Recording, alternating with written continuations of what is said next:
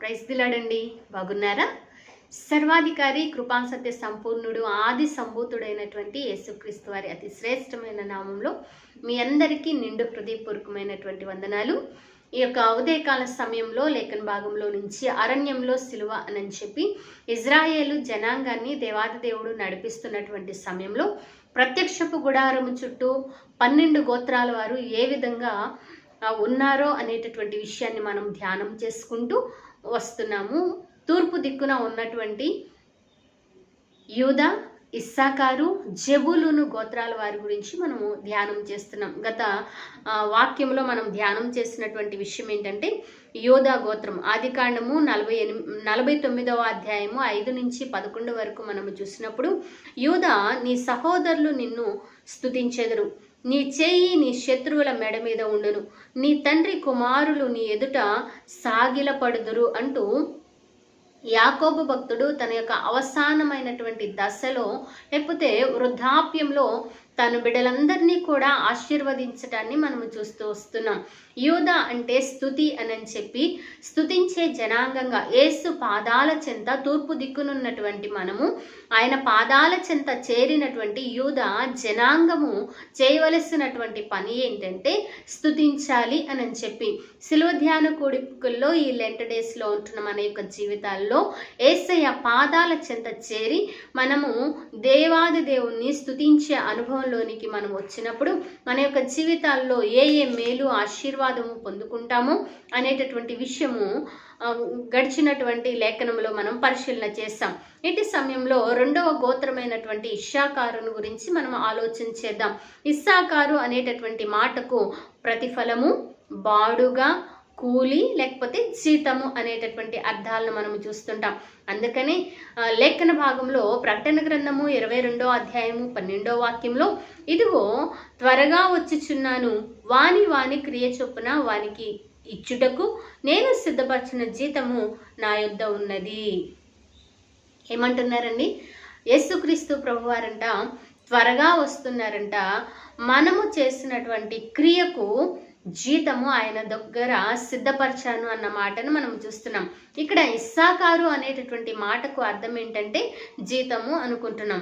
అయితే యేసుక్రీస్తు ప్రభువారు వచ్చినప్పుడు మనము ఆ జీతాన్ని పొందుకున్నట్లుగా మన భక్తి జీవితాన్ని ఏ విధంగా మలుచుకోవాలో ఇస్సాకారు యొక్క గోత్రములో నుంచి లేకపోతే ఇస్సాకారు యొక్క జీవితంలో నుంచి కొన్ని మాటలు మనము ధ్యానం చేద్దాం. అయితే లేఖన భాగంలో ఇస్సాకారు గురించి యాకోబు భక్తుడు ఏ దీవెన ఇచ్చారు అంటే ఆదికాండ గ్రంథము 49వ అధ్యాయము 14వ వాక్యంలో చూస్తే, ఇస్సాకారు 2 దొడ్ల మధ్యను పండుకొని ఉన్న బలమైన గార్ధవము అన్న మాటను మనం చూస్తున్నాం. అయితే ఇక్కడ 3 విషయాలు మనకు కనబడుతూ వస్తుంది. ఒకటి 2 దొడ్ల మధ్య అనేటటువంటి విషయము, రెండవది పండుకొని ఉన్నారు అనేటటువంటి విషయము, మూడవ విషయాన్ని మనము ఆలోచన చేసినట్లయితే బలమైనటువంటి గార్ధవము అన్న మాటను మనము చూస్తున్నాం. అయితే ఆధ్యాత్మికంగా లేఖనంలో నుంచి ఆత్మానుసారంగా మనం ఆలోచన చేస్తూ వచ్చినప్పుడు మొట్టమొదటి విషయం ఏంటంటే ఇస్సాకారు 2 దొడ్ల మధ్య ఉన్నారు. ఇక్కడ మత్తయి సువార్త 5వ అధ్యాయంలో యోహాను సువార్త 10వ అధ్యాయం 1వ వాక్యంలో మనము చూసినట్లయితే గొర్రెల దొడ్డెలు అన్న మాటను మనము చూస్తుంటాం. అంటే దొడ్డి అనేటటువంటిది సంఘానికి సాదృశ్యంగా కనబడుతున్నది. అంత మాత్రమే కాదు, విశ్వాసికి కూడా సాదృశ్యంగా కనబడుతున్నది.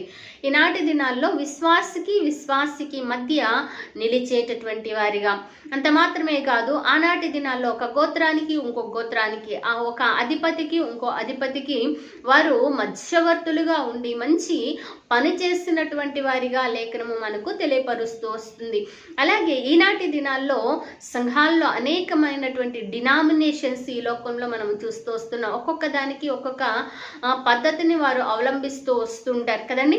అయితే డినామినేషన్ ఏదైనప్పటికీ కూడా, సంఘము పేర్లు ఏదైనప్పటికీ కూడా, మనమందరము కూడా సార్వత్రికమైనటువంటి సంఘము అని చెప్పి పరిశుద్ధ గ్రంథము సెలవిస్తుంది. అందుకనే సంఘం అంతటి కోసం, వధువు సంఘము కోసం దేవాది దేవుడు తన యొక్క ప్రాణాన్ని అర్పించుకున్నారు అన్న మాటను మనము ఎఫెసీ పత్రికలో చూస్తూ ఉంటాం. సంఘము మచ్చైనా, కళంకమైనా, డాగైనా అట్టిది మరి ఏదైనా లేకుండా ఉండటానికి ఆయన తన తాను అర్పణగాను బలిగాను అర్పించుకున్నాడు అనేటటువంటి మాటను లేఖనంలో మనము చూస్తూ వస్తున్నాం. అయితే ఇటు సమయంలో మనం ఆలోచన చేయవలసినటువంటి విషయం ఏంటంటే, ఇక్కడ సంఘానికి మధ్య, అలాగే విశ్వాసికి మధ్య, తోటి మనిషికి మధ్య, ఇంకొక రకంగా ఆలోచన చేసినట్లయితే భార్య భర్తలకి మధ్య, అన్న చెల్లెళ్ళకి మధ్య, అక్క తమ్ముళ్ళకు మధ్య, అలాగే తల్లిదండ్రులకు బిడ్డలకు మధ్య, ఇట్లా మనము ఆలోచన చేసినప్పుడు స్నేహితునికి మధ్య, సేవకునికి విశ్వాసికి మధ్య, అలాగే విశ్వాసికి మధ్య మనం ఏమి చేయాలంటే సమాధానము కలుగ చేసేటటువంటి వారిగా మనం ఉండాలి అని చెప్పి లేఖనము సెలవిస్తున్నది. ఈ యొక్క ఇస్సాకారు తన యొక్క జీవితంలో ఆ విధంగా ఉండాలి అని చెప్పి ఆ యొక్క యాకోబు భక్తుడు పరమదేవుని యొక్క ఆత్మ నడిపింపు ద్వారా ఇటు దీవెన్ను పలకటాన్ని మనము చూస్తూ వస్తున్నాం. అందుకనే మత్తయి సువార్త 5వ అధ్యాయము 9వ వాక్యంలో మనము చూసినప్పుడు సమాధానపరుచువారు ధన్యులు, వారు దేవుని కుమారులనబడతారు. మనము ఎంతవరకు ఒక సమస్య లేకపోతే ఒక విషయము ఒక వ్యక్తి గురించి మనకు తెలిసినప్పుడు మనం ఎంతవరకు వారిని సమాధానపరిచేటటువంటి వారిగా ఉంటున్నాము, లేకపోతే ఆ మాటకు ఇంకొక మాట జోడించి ఇంకా దూరము పెంచేటటువంటి వారిగా ఉంటున్నామా? ఒకసారి మనల్ని మనం పరిశీలన చేసుకోవాలి. అంత మాత్రమే కాదు, ఏదైనా ఒక విషయం తెలిసినప్పుడు కొంత తెలుస్తుంది, దాన్ని ఇంకా అంచెలంచెలుగా ఇతరులకు ప్రాపకండా చేసేటటువంటి వారిగా ఉంటున్నామేమో పరిశీలన చేసుకోవాలి. కానీ దేవుని వాక్యము సెలవిస్తున్నది, ఒకరిని ఒకరు సమాధానపరిచేటటువంటి అనుభవాల్లోనికి మనం ఉండాలి అని చెప్పి ఇస్సాకారు భక్తుని ద్వారా, ఈ యొక్క గోత్రము ద్వారా మనకు అర్థమవుతూ వస్తున్నది. దేవునికి స్తోత్రం. రెండో విషయాన్ని మనం ఆలోచన చేసినట్లయితే పండుకొని ఉన్న అన్న మాటను మనము చూస్తాం. దినవృత్తాంతంలో మొదటి గ్రంథము 12వ అధ్యాయము 32వ వాక్యంలో ఇస్సాకారీయుల్లో సమయోచిత జ్ఞానము కలిగి ఇజ్రాయేలు చేయదగినదేదో దాన్ని ఎరిగి ఉన్న అధిపతులు 200 మంది, వీరి గోత్రపు వారందరూ వీరి మాటకు బద్దులై ఉన్నారు అన్న మాటను లేఖనములో మనం చూస్తూ వస్తున్నాం. కాబట్టి ఒకసారి మనల్ని మనం పరిశీలన చేసుకుందాం. వీరు ఎలా ఉన్నారు అని అంటే, ఈ ఇస్సాకారీయులు సమయోచితమైనటు జ్ఞానము కలిగినటువంటి వారంటండి. ఇంత మాత్రమే కాదు, తగిన సమయమున ఏది చేయాలో అనేటటువంటి ఎరిగినటువంటి అధిపతులు ఉన్నారు అన్న మాటను, అంత మాత్రమే కాదు, వారికి వారు అధిపతులుగా చెప్పినటువంటి మాటను ఆ గోత్రపు వారందరూ కూడా బద్దులై, అంటే ఆ మాటకు కట్టుబడి ఉండటాన్ని లేఖనంలో మనం చూస్తున్నాం. ఎంత గొప్ప మాదిరికరమైనటువంటి జనాంగము మనకు కనబడుతూ ఉన్నది కదండి. ఇటు సమయంలో మనం ఆలోచన చేసినట్లయితే పరుండుట అనేటటువంటి మాటను మనము చూస్తే కీర్తన భాగము 23వ కీర్తన 1వ చరణంలో, యెహోవా నా కాపరి, నాకు లేమి కలగదు, పచ్చిక గల చోట్ల ఆయన నన్ను పరుండ చేయును. దేవునికి స్తోత్రం, హల్లెలూయా. ఈ లోకంలో ఒక సామెత కనబడుతూ ఉంటుంది, ఏంటంటే కడుపు నిండా తింటే కంటి నిండా నిద్రపోతారంటండి. అందుకనే ఇక్కడ నేను అనుకుంటాను, ఆత్మ సంబంధమైనటువంటి ఆహారము వారు భుజించారు కాబట్టి, ఆత్మ సంబంధముగా వాక్యము తెలిసిన వారు కాబట్టి, దేవుని యొక్క జ్ఞానముతో వారు నింపబడినటువంటి వారు కాబట్టి, సమయోచితమైనటువంటి మాటలు వారి హృదయంలో దేవాది దేవుడు, అందుకనే సమయోచితమైనటువంటి మాట వెండి పళ్ళెంలో ఉంచబడినటువంటి ముత్యము వంటిది అని చెప్పి లేఖనము సెలవిస్తూ వస్తున్నది. కాబట్టి ఈ యొక్క ఉదయకాల సమయంలో మనల్ని మనం పరిశీలన చేసుకున్నాం. యెహెజ్కేలు గ్రంథము 2వ అధ్యాయము 8 నుంచి 10వ వచనం వరకు మనం చూస్తే, నరపుత్రుడా, వారు తిరుగుబాటు చేసినట్లు నీవు చేయక, నేను నీతో చెప్పు మాటను విని నోరు తెరిచి నేనిచ్చు దాన్ని భుజించుము అనెను. నేను చూచుచుండగా గ్రంథమును పట్టుకొనిన ఒక చెయ్యి నా యొద్దకు చాపబడెను. ఆయన దాన్ని నా ముందర విప్పగా అది లోపటను వెలుపటను వ్రాయబడినదై ఉండెను. మహా విలాపమును మనోదుఃఖమును అని అందులో వ్రాయబడి ఉన్నది. దేవునికి స్తోత్రం, హల్లెలూయా. ఇట్టి సమయంలో మనం ఆలోచన చేసినట్లయితే దేవాది దేవుడు ఈ యొక్క యెహెజ్కేలుకి సెలవిస్తున్నటువంటి మాట ఏంటంటే, నరపుత్రుడా, ఇజ్రాయేలు జనాంగము తిరుగుబాటు చేస్తున్నట్లు నువ్వు చేయొద్దు, అలాగే వారికి నువ్వు భయపడొద్దు అన్న మాటను ఆ పై భాగంలో కూడా మనము చూస్తూ వస్తుంటాం. అయితే ఇక్కడ అంటున్నారు, నేను నీకు ఇచ్చేదాన్ని నువ్వు భుజించు అని చెప్తున్నారు. ఆ విధంగా భుజించినప్పుడు అదంటండి యెహెజ్కేలు గ్రంథము 3వ అధ్యాయం 1-11 వరకు మనం చూస్తే అక్కడ ఉన్న లేఖనంలో, ఆ గ్రంథము నా నోటికి తేనె వలె మధురముగా ఉన్నది. దేవునికి స్తోత్రం, హల్లెలూయా. ఈ మాటను మనకు అర్థం అవ్వాలంటే కీర్తన 19వ అధ్యాయం 9-10 వాక్యాల్లో మనము చూస్తే, యెహోవా న్యాయ విధులు సత్యమైనవి, అవి కేవలము న్యాయమైనవి, బంగారు కంటెను మేలిమి బంగారు కంటెను కోరదగినవి, తేనె కంటెను జుంటె తేనె ధారల కంటెను మధురమైనవి. దేవునికి స్తోత్రం, హల్లెలూయా. ఇక్కడ అంటున్నాడు, దేవుని యొక్క న్యాయ విధులు కట్టడలు ఎలా ఉన్నాయంటండి, బంగారం కన్నా మేలిమి బంగారం కన్నా శ్రేష్టమైనవి మాత్రమే కాదు కానీ అవి తేనె కన్నా మధురం అంటండి. దేవుని వాక్యం ఎలా ఉంటుందంటండి, అర్థమైనప్పుడు, దాన్ని గ్రహించగలిగినప్పుడు, ఆ మాటకు లోబడగలిగినప్పుడు, విధేయత చూపగలిగినప్పుడు మన యొక్క జీవితాల్లో అది చాలా మధురముగా ఉంటుంది అన్న మాటను మనం చూస్తున్నాం.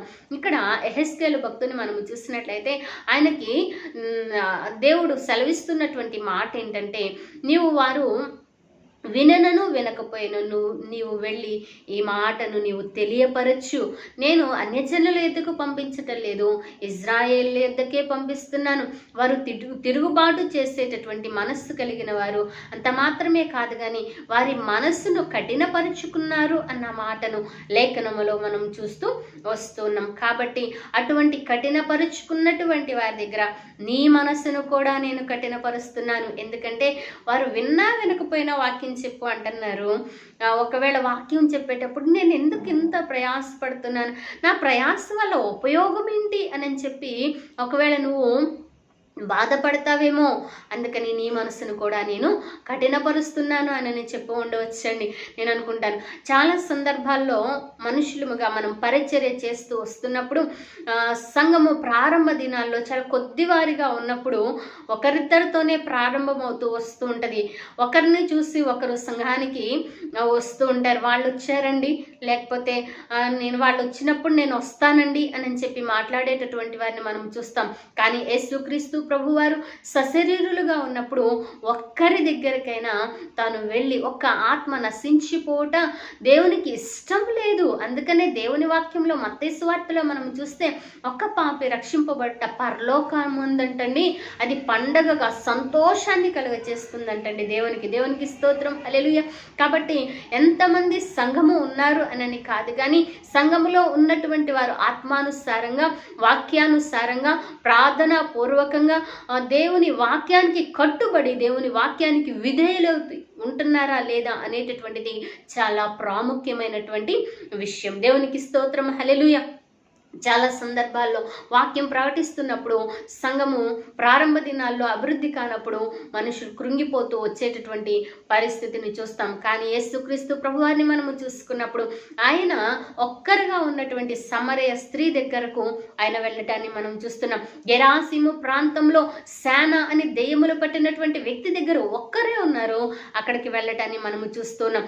కాబట్టి ఒక్కరుగా ఉన్నటువంటి వారిని 1000 మందిని చేస్తాను, వారిలో ఒంటరి అయిన వాడు 1000 మంది అగును అని చెప్పి దేవుని వాక్యం సెలవిస్తుంది. అంత మాత్రమే కాదు, నన్ను అడుగుము జనములు నీకు స్వాస్థ్యముగాను భూమిని దిగంతం వరకు సొత్తుగా ఇస్తానని చెప్పి వాక్యము సెలవిస్తుంది.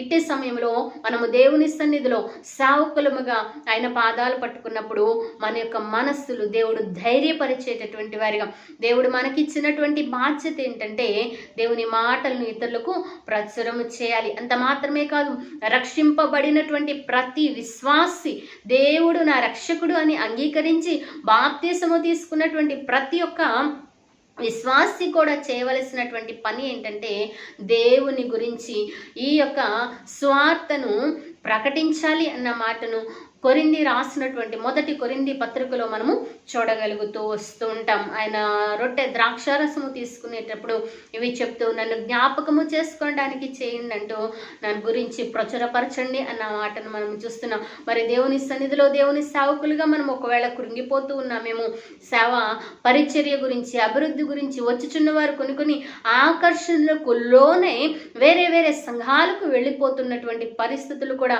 ఈనాటి దినాల్లో మనము చూస్తూ వస్తున్నాం. కొంచెం మ్యూజిక్ మంచిగా వినబడినప్పుడు, లేకపోతే కొన్ని ఉపమానాలతో ఆకర్షణీయంగా, లేకపోతే కొన్ని స్కిట్స్తో అనేకులను ఆకర్షించుకుంటూ వస్తున్నప్పుడు ఇది చాలా బాగుంది అని చెప్పి అక్కడికి వెళ్ళేటటువంటి వారిని, కొన్ని సాక్ష్యాలను వారు వినిపించినప్పుడు ఓహో ఇక్కడ దేవుడు ఉన్నాడేమో అని చెప్పి అక్కడికి వెళ్ళిపోయేటటువంటి వారిని, అక్కడ లేరు అని నేను అంటలేదు, కానీ దేవుడు అక్కడ ఇక్కడ ప్రతి స్థలమునందు దేవుని సన్నిధిలో ప్రార్థన చేసినప్పుడు ఎక్కడ 2-3 నా నామమున ప్రార్థన చేస్తారో నేను వారి మధ్య ఉంటాను అని చెప్పి దేవుని వాక్యం సెలవిస్తుంది.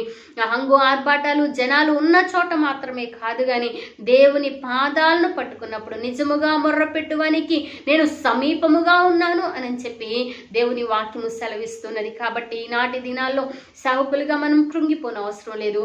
రెండవదిగా విశ్వాసిగా దేవుని సువార్తను మనం ప్రకటించేటటువంటి వారిగా, దేవుని గురించి ఇతరులకు తెలియపరిచేటటువంటి వారిగా మనం ఉండాలి. ఆ విధంగా మనము ఉండాలి అంటే దేవుని వాక్యాన్ని మనము భుజించేటటువంటి వారిగా ఉంటూ ఉండాలి. రెండో విషయాన్ని మనము ఆలోచన చేసినట్లయితే, ఆ పుస్తకము తెరవబడినప్పుడు అంటండి దాని లోపల విలాపము మనో దుఃఖము కనబట్టాన్ని మనము చూస్తున్నాం. ఈ లోకంలో విలపించేటటువంటి పరిస్థితి నుంచి, అలాగే మనో దుఃఖము నుంచి, ఎవరికి చెప్పుకోలేక లోపల బాధపడేటటువంటి పరిస్థితుల నుంచి విడిపించగలిగినది దేవాది దేవుడే. అందుకనే దేవుని వాక్యంలో గతంలో కూడా చెప్పుకుంటూ వస్తున్నాము, నరుని హృదయం దేవునికి మరి తేటగా కనబడుతుందంటండి. మన లోపల ఏ బాధ, ఏ కష్టము, ఏ కన్నీరు, కృంగుదల మనల్ని వెంటాడుతూ వస్తుందో వాటన్నిటినీ కూడా తీసివేయగలిగినటువంటి శక్తి కలిగినటువంటి దేవుడిగా, చాలిన దేవుడిగా మన దేవుడు ఉండటాన్ని మనం చూస్తూ వస్తున్నాం. కాబట్టి ఈ ఉదయకాల సమయంలో రెండో విషయం ఏంటంటే, దేవుని వాక్యము మన హృదయంలో ఉన్నప్పుడు సమయోచితమైనటువంటి జ్ఞానము మనకు అందుతుంది. దేవుని వాక్యము మనలో ఉన్నప్పుడు నిబ్బరము కలిగి ప్రశాంతంగా మనము జీవించేటటువంటి వారిగా ఉంటూ ఉంటాం. ఎందుకంటే ఒకానొక సమయంలో మనము చూసినట్లయితే పేతురు భక్తుడు చెరసాలలో వేయబడినప్పుడు ఆయనను గురించి సంఘము అత్యాశక్తితో ప్రార్థన చేస్తుంది, కానీ ఆయన పరున్నాడు అనేటటువంటి విషయం లేఖనము తెలియపరుస్తుంది. అయితే ఆయన అనుకుంటున్నారంట తను దర్శనము చూస్తున్నానని, కానీ దేవుని దూత ఆయన్ను ఆ చెరసాల్లో నుంచి తీసుకుని ఆ సంఘము దగ్గరకు తీసుకుని వచ్చినప్పుడు అది దర్శనం అని భావించారు, కానీ అది రియల్గా జరిగింది. ఆ తర్వాత ఆ సంఘంతో మాట్లాడడం లేఖనంలో మనం పరిశీలన చేస్తూ వస్తున్నాం.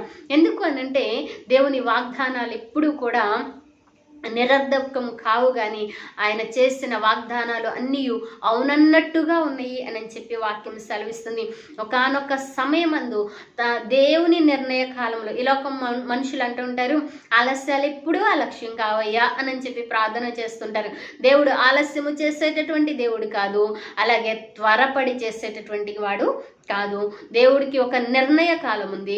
ఆ నిర్ణయ కాలంలోనే తన కార్యాలను జరిగించేటటువంటి వారిగా ఉంటుంటారు. ఈ లోపు మనం ఎన్ని ప్రయత్నాలు చేసినా అది మనకు కష్టము, బాధ, కన్నీరు, వేదన కలుగచేస్తుంది. కానీ దేవుడు తన నిర్ణయ కాలంలో దేవాని చిత్తము నా జీవితంలో జరిగించు అని చెప్పి ఆయనకు అప్పగించుకున్నప్పుడు ఆ కార్యము, ఆ యొక్క విషయంలో మనము చాలా సంతోషించేటటువంటి వారిగా, అనేకులకు సాక్షులుగా మనం నిలబడతాము అనేటటువంటి విషయం మనకు అర్థమవుతుంది.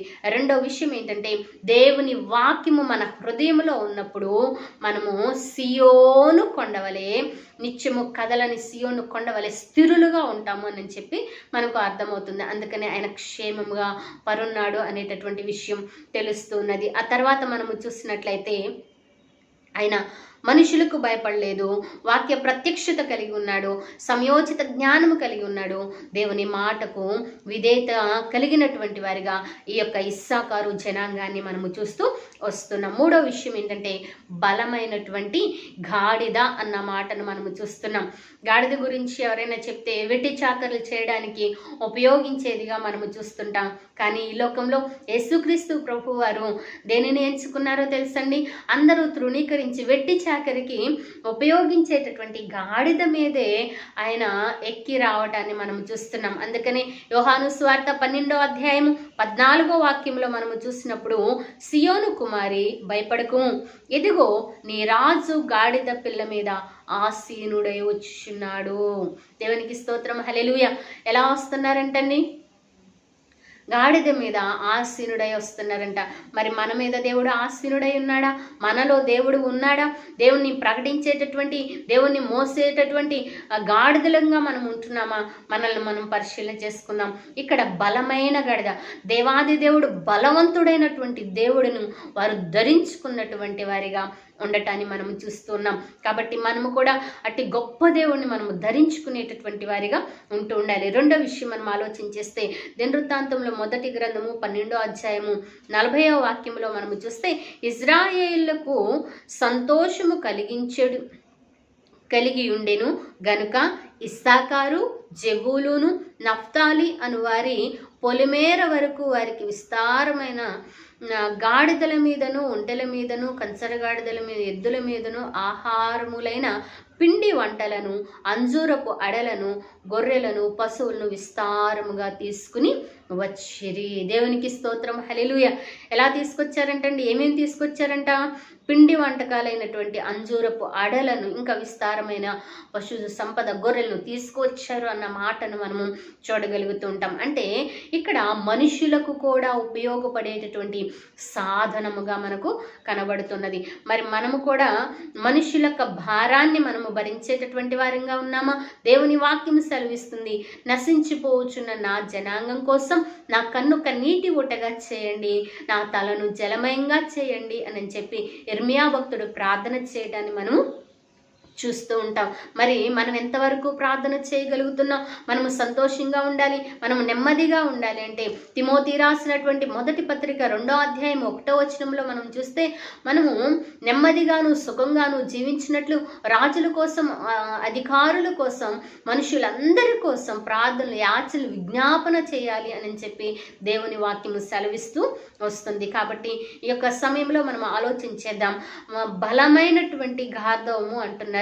ఎందుకు బలమైనది అని అంటే, ఒకటి దేవుణ్ణి మోస్తున్నది, రెండవది మనుష్యుల భారమును వారి భారముగా ఎంచుకుని వారి గురించి కన్నీరు కాచేటటువంటిదిగా ఉండాలి అనేటటువంటి విషయం లేఖనం నుంచి మనకు అర్థమవుతూ వస్తున్నది. దేవునికి స్తోత్రం. ఇట్టి సమయంలో యేసుక్రీస్తు ప్రభువారు మనకు కూడా మధ్యవర్తిగా ఉండటాన్ని మనం చూస్తున్నాం. అరణ్యంలో సిలువ అనుకుంటూ వస్తున్నాం కదండి.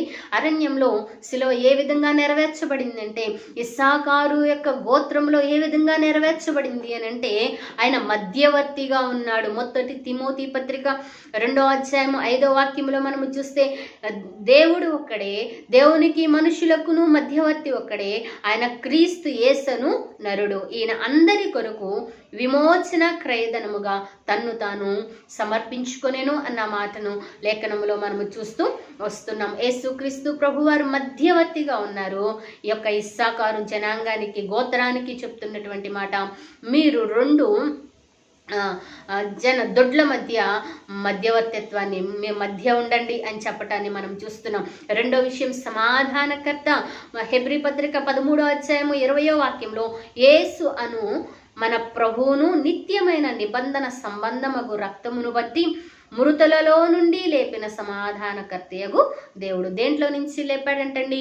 పాపము, అవిధేయత, శాపము, నరకములో రెండవ మరణము చెందవలసినటువంటి మన జీవితాల్లో ఆ మృత్యువు నుంచి.